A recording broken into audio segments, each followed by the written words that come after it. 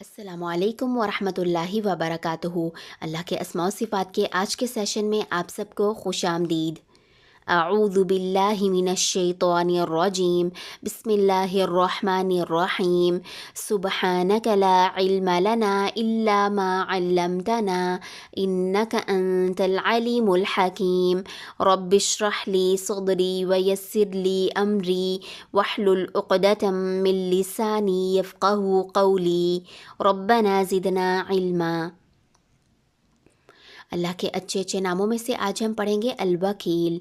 इसका मतलब है कारसाज या ज़िम्मेदार या फिर वकालत करने वाला। सूरत निसा में अल्लाह ताला का फरमान है, और अल्लाह का है जो कुछ आसमानों में ज़मीन में है, और काफ़ी है अल्लाह काम बनाने वाला यानी ज़िम्मेदारी उठाने वाला। वकालत का क्या मतलब है? ज़िम्मेदारी लेने वाला, यानी कि जिस पर भरोसा किया जा सके। अल्लाह पूरी कायनात का मालिक है और सबकी ज़िम्मेदारी ले रखी है उसने। एक एक मखलूक़ात के मामलात उसी के सुपुर्द हैं, सबकी हिफाजत, सबकी निगहदाश्त और सबकी तदाबीर। सूरत ज़ुमर में अल्लाह ताला का फरमान है, अल्लाह ताला हर चीज़ का पैदा करने वाला है और हर चीज़ का कारसाज है। क़यामत तक के लिए इस कायनात की और इस कायनात में मौजूद तमाम मखलूक़ात के वजूद की ज़िम्मेदारी ले रखी है अल्लाह ने। कायनात में हर चीज़ मखलूक़ है अल्लाह की, जिनमें से जानदारों की मखलूक़ात पर हम गौर व फ़िक्र करेंगे अल्लाह के अलवकील होने के बारे में जानने के लिए। आलम उलवी की दुनिया में भी और आलम सुफली की दुनिया में भी सब मखलूक़ात के वजूद को भी अल्लाह ने बाकी रखा है और सबकी वजह से बाकी मखलूक़ात को भी हिफाजत दे रखी है। जैसे कि हशरात इस ज़मीन पर इतने ज़्यादा हैं, हर इंसान अगर इनको आपस में तकसीम कर लें तो एक एक इंसान के पास 20 करोड़ हशरात आएंगे। तो हशरात अल्लाह सुब्हाना व तआला की पैदा करदा मखलूक़ात हैं। अगर ये मुसलसल पैदा होते जाएं और इनकी नस्लें भी बाकी रहें तो फिर ज़मीन पर बाकी जानदारों का वजूद मुमकिन ना हो। अल्लाह ने इनके ज़रिए से बाकी सबकी हिफाजत कर रखी है। इसी तरह से अल्लाह सुब्हाना व तआला ने इनको कम उम्र दी है, जल्दी मर जाते हैं।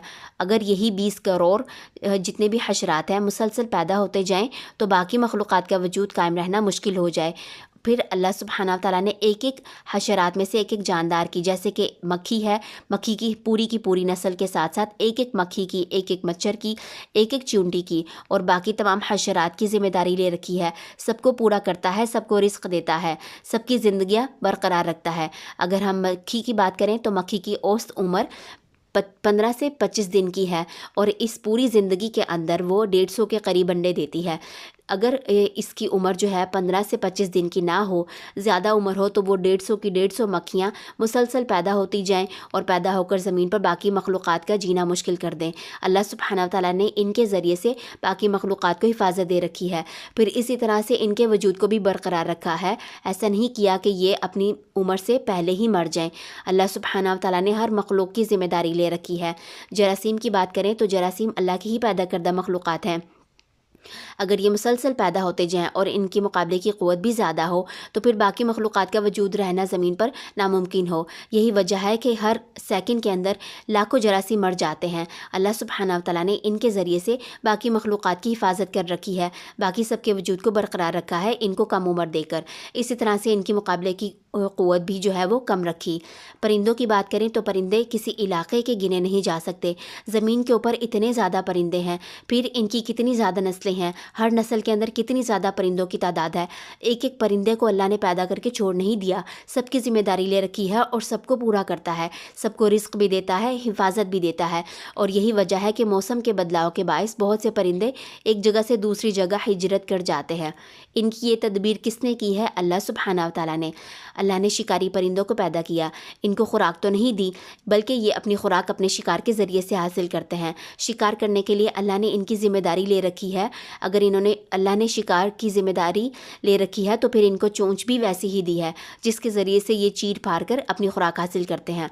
फिर ऐसा भी नहीं किया कि शिकारी परिंदों को इतना ज़्यादा तादाद में पैदा कर देता कि बाकी मखलूक़ात का जीना मुश्किल हो जाए। अल्लाह सुब्हाना व तआला ने इनकी तादाद भी कम रखी है, बाकी मखलूक़ात की हिफाजत कर रखी है। बतख को वैसी चोंच दी है जिसमें वो चुल्लू भर पानी ले लेती है, पानी से भी खुराक हासिल करती है और मट्टी से भी। ہدہد کو ویسی چونچ دی کہ وہ حشرات کو پکڑ لے۔ اس کے وجود کو برقرار رکھنے کے لیے اللہ نے اس کی ذمہ داری لے رکھی ہے۔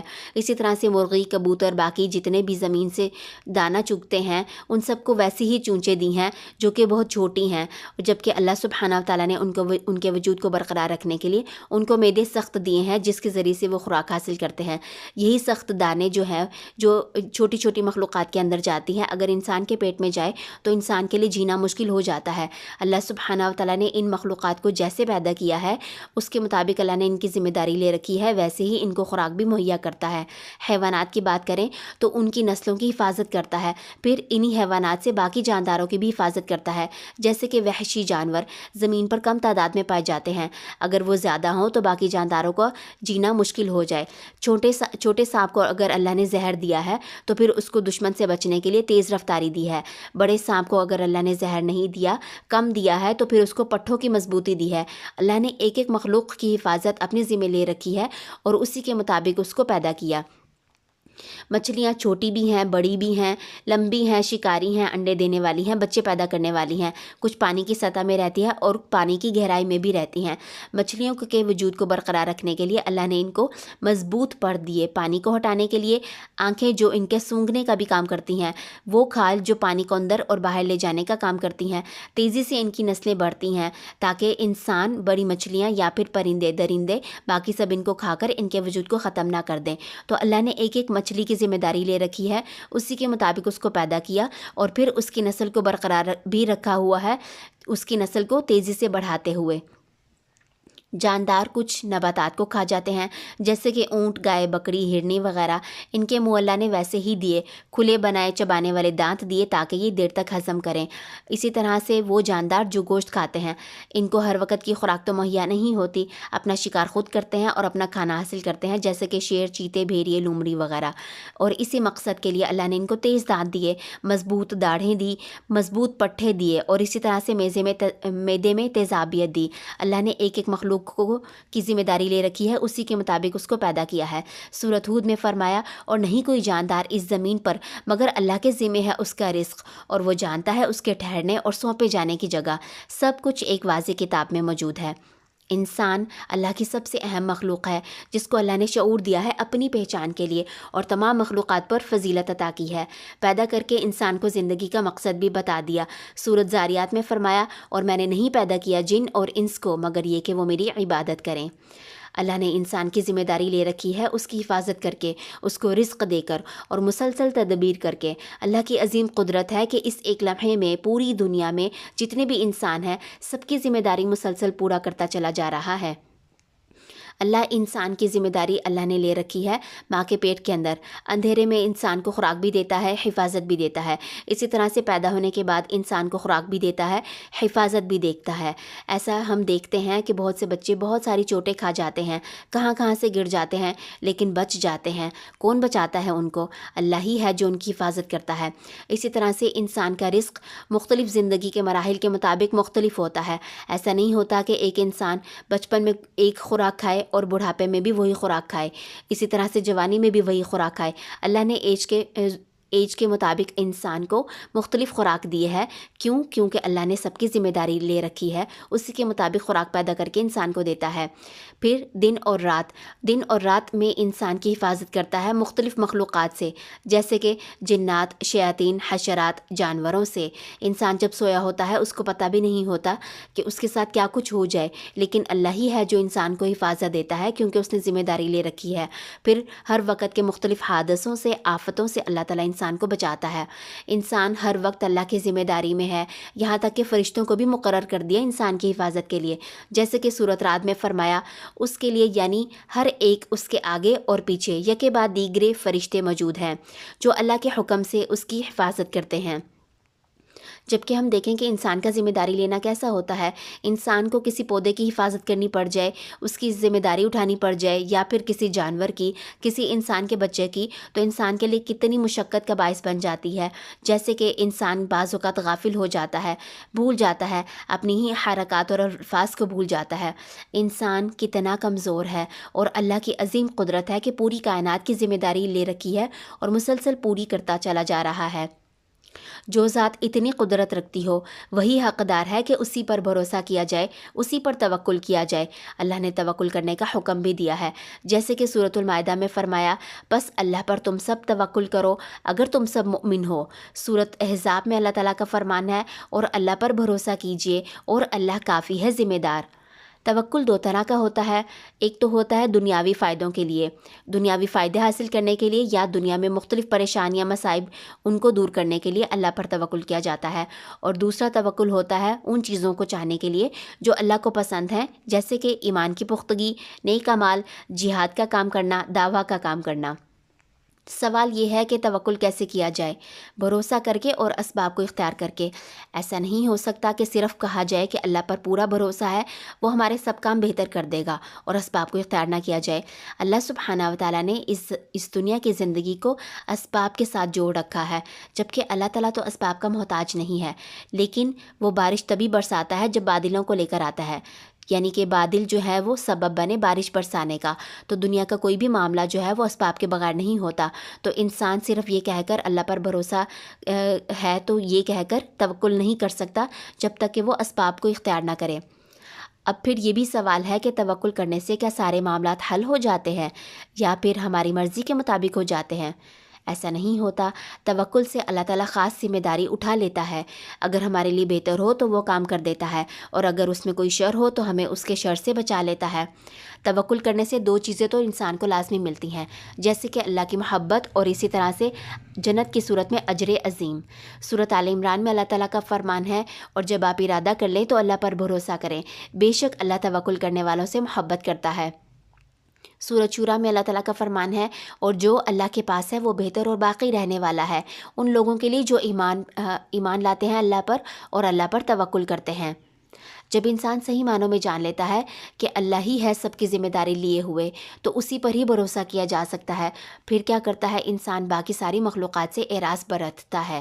سورۃ ہود میں اللہ تعالیٰ کا فرمان ہے، اور اللہ کے لیے ہیں آسمان و زمین کے غیب، اور اسی کی طرف لوٹائے جاتے ہیں سب کے سب معاملات، بس اسی کی عبادت کرو اور اسی پر توکل کرو، اور تمہارا رب غافل نہیں ہے جو کچھ تم کرتے ہو۔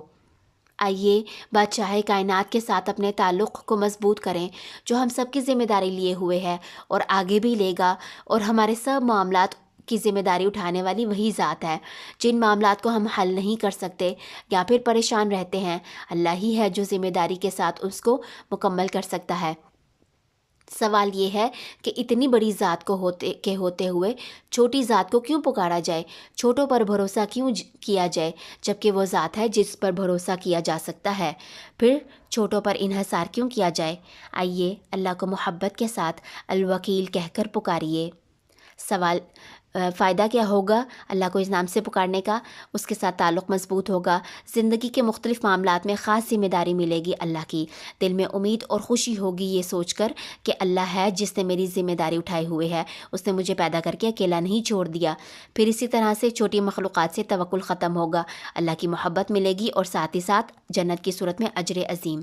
کرنے کے کیا کام ہے؟ اللہ کے الوکیل ہونے کی صفت کو پوری کائنات کے اندر جتنے بھی جاندار ہیں ان کی زندگیوں پر سمجھنا ہے، خاص کر کے اپنی زندگی پر غور و فکر کر کے اللہ کا شکر ادا کرنا ہے کہ اس نے مجھے پیدا کر کے چھوڑ نہیں دیا۔ اسی طرح سے اللہ کی وکالت کو اپنے لیے کافی سمجھنا ہے، انسانوں پر بھروسہ کر کے دھوکہ نہیں کھانا۔ اللہ پر بھروسہ کرنا ہے دنیاوی معاملات میں بھی، اسی طرح سے دینی معاملات میں بھی، اور اسباب کو لازمی اختیار کرنا ہے۔ ابراہیم علیہ السلام کی دعا پڑھنی ہے جب کہ ان کو آگ میں ڈالا گیا تھا۔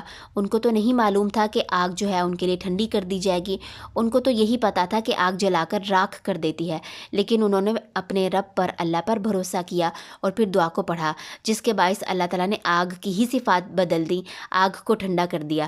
اسی طرح سے ہمیں مزید مختلف دعائیں پڑھنی ہیں اللہ پر بھروسہ کرنے کی۔ حسبنا اللہ ونعم الوکیل، کافی ہے ہمیں اللہ اور وہ بہترین کارساز ہے۔ حسبی اللہ لا الہ الا ہو علیہ توکلت، کافی ہے اللہ، اس کے سوا کوئی معبود نہیں، اسی پر میں نے بھروسہ کیا۔ وہو رب العرش العظیم، اور وہ عرش عظیم کا رب ہے۔ ربنا علیک توکلنا، اے ہمارے رب ہم نے تجھ پر بھروسہ کیا۔ وإلیک انبنا، اور تیری ہی طرف رجوع کیا۔